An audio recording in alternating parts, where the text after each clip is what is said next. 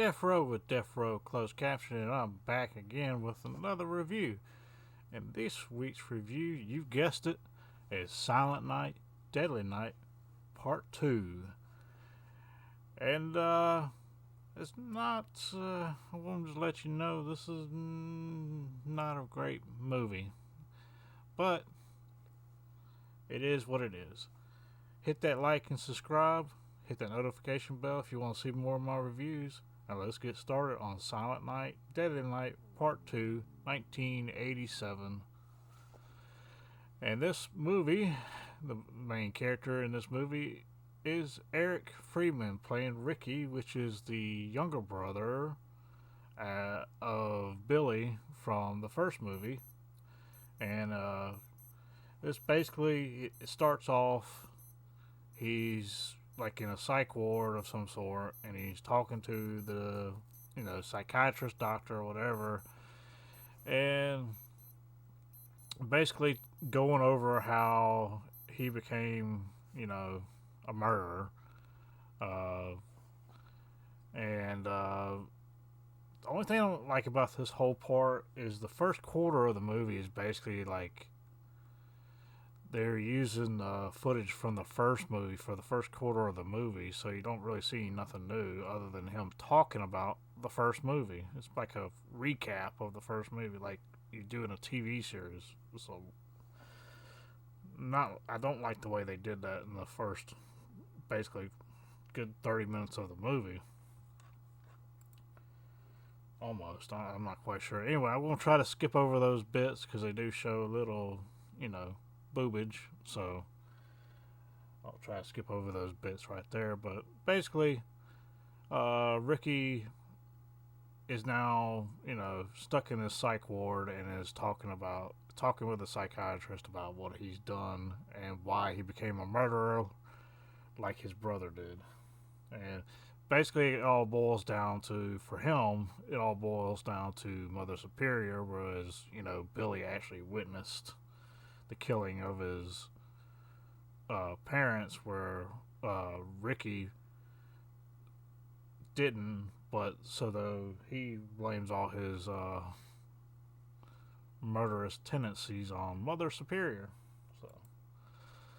So here we go. This whole scene with the one of the caretakers at the psych ward was like, he knows he's crazy. He's like, "Don't mess with me, man." And of course, here's Ricky.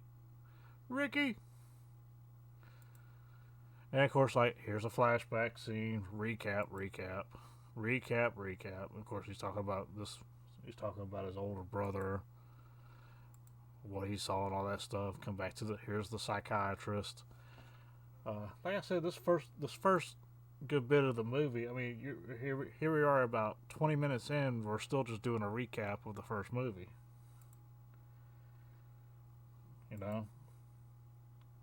Still recap.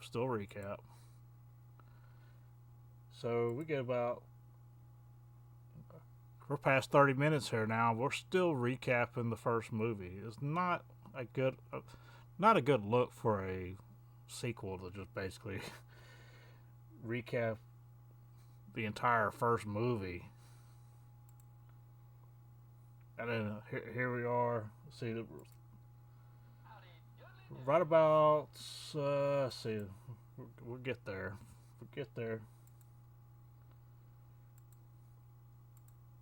So basically 40 minutes of this movie is recapping the first movie. So only, I would say, 10 minutes of the 40 minutes is footage of him actually talking to the psychiatrist and the stuff going on, and then they cut back to the recap of the first movie. So you basically have an hour movie here, with 30 minutes being nothing but footage from the first movie. It's so weird. I mean, obviously you wouldn't be watching part 2 if you hadn't seen part 1. I mean, I don't know, this just rubbed me the wrong way. This is so dumb. then you finally get to his backstory and why he's the way he is. And it's like, well, I got adopted by some really nice people, but like something happened, and to the dad and the mother. The dad passed away and something, and he just kind of lost it from there. And the parents that adopted him knew about his background and everything like that. And he's growing up. It's one of the first people he ends up killing is this dude that was being like a jerk to his girlfriend or something, or beat the shit out of her. And then decided to leave, and he was just like having to be in the area and seeing it happen, and he decides to let's see, basically get in the Jeep and run him over. Crazy stuff. See if I can get it just right here.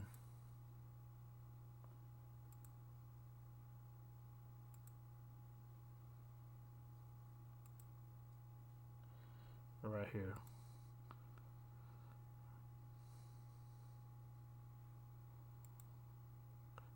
This is not going to go good.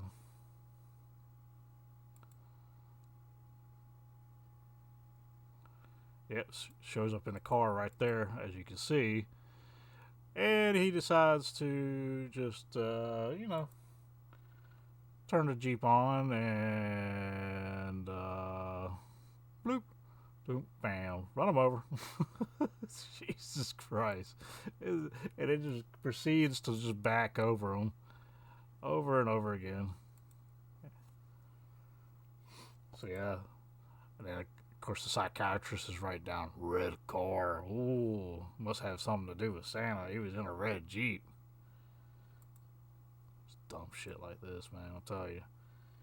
Then another incident happens where this, like, I guess this dude's beating up on another dude, and he decides to intervene and just basically lifts the dude up against a wall, and then stabs him with an umbrella, and then opens the umbrella up.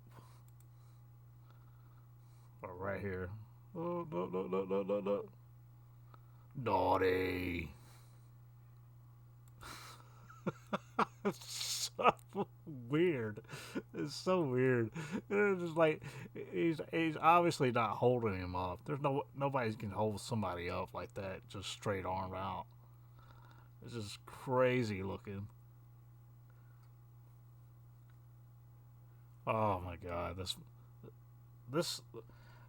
is not a 1-star crap fest, but it's close. It's a 2-star for me. I'm just gonna tell you right up front, guys, or whoever's watching this review. This is a 2-star movie. This is not a great. This might have some funny bits. I mean, some laugh out loud funny bits, and there is, especially when he gets the revolver, which I'm just gonna show you here in a minute.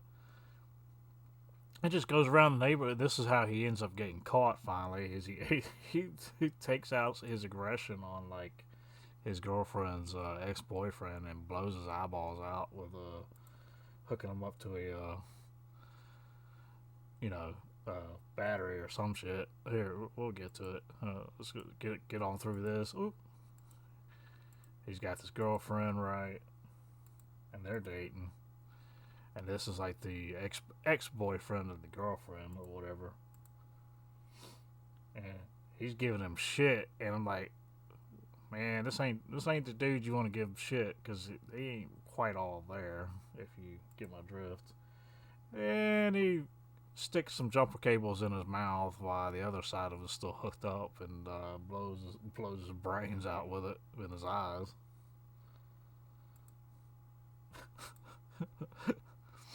And then, of course, the girlfriend's like, what are you doing? You going crazy and all this stuff. So he decides to kill her as well. Then a cop shows up and acts like he's going to, a security officer. As you can see on the shoulder there, he's not really a cop. But he's got a revolver. And, of course, he just takes that shit from him. He starts going through the neighborhood and shooting people just randomly. Yeah. And, of course, this got this famous scene right here where this has been turned into a meme so many times by people who have seen this movie. He just walks up to this guy and he's taking his garbage out. Not this guy. Hold on. Right here. So after this guy,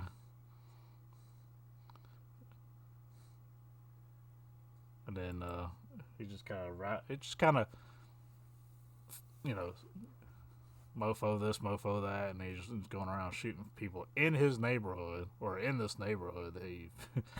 And he pretty much loses it. And then this part right here is the part that gets memed so much, or it turns into a GIF. Let me see if I can fast forward a little bit here. The guy's taking out the garbage, and he goes, "Garbage day." It just shoots the guy. Oh my god, it's so dumb. And of course, he finally gets caught, and he's brought to the psych ward or whatever.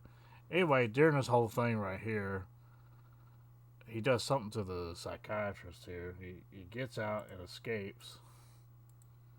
He dresses up as Santa Claus and makes his way over to Mother Superior because she's apparently still alive somehow. And she's got all kinds of crap going on with her face for some reason. So he's like basically trying to get Mother Superior with an axe, just like his brother. And Mother Superior looks like a freaking zombie in this movie for some reason. I still don't understand why they made her look like that. It was kind of odd. Yeah, I mean, nothing happened to her in the first movie. Billy never even made it to her. So I don't even know why they chose to put all this makeup on her face and make her almost look like a damn zombie in this movie for some reason, like they did here. Such weird elements in this movie just made no sense whatsoever. Like, garbage day. And of course, he finds her, and of course, the other nun and the cop show up too late, obviously. And she walks up to the nun, or mother. The other nun walks up to the Mother Superior and realizes, hey, something ain't right, and then her head falls off. And then the old Ricky's right there, ready to go, and of course the cop shoots him like 2 or 3 times in the chest, and he falls out the window, and end of the movie. So, rather short review tonight, guys and girls. Not a great movie. Not a great movie. Some funny bits. Like if you were to watch this movie, I would suggest fast forward at least 40 minutes into it, so you can just watch all the new stuff that you wouldn't have seen from the first movie, because it's just a recap, and then watch it from there, and you see all the funny stuff that the dude just ends up saying, like the whole garbage can thing. That's just it's so bad it's funny, and it's one of those type movies. That's the reason I say it's not a 1-star crap fest, because you do get some entertainment out of it for laughing at the crappiness of it. So I'll give it a solid 2. Just because of that. So, yeah. Silent Night, Deadly Night, Part 2, 1987. And, like I said before, hit that like and subscribe, hit that notification bell so you can see more. I want to do Part 3, Part 4, and Part 5 of Silent Night, Deadly Night coming up for the rest of this month and for the Christmas season, actually. So, there you go. And that will do it for my review. That's Deafrowe out.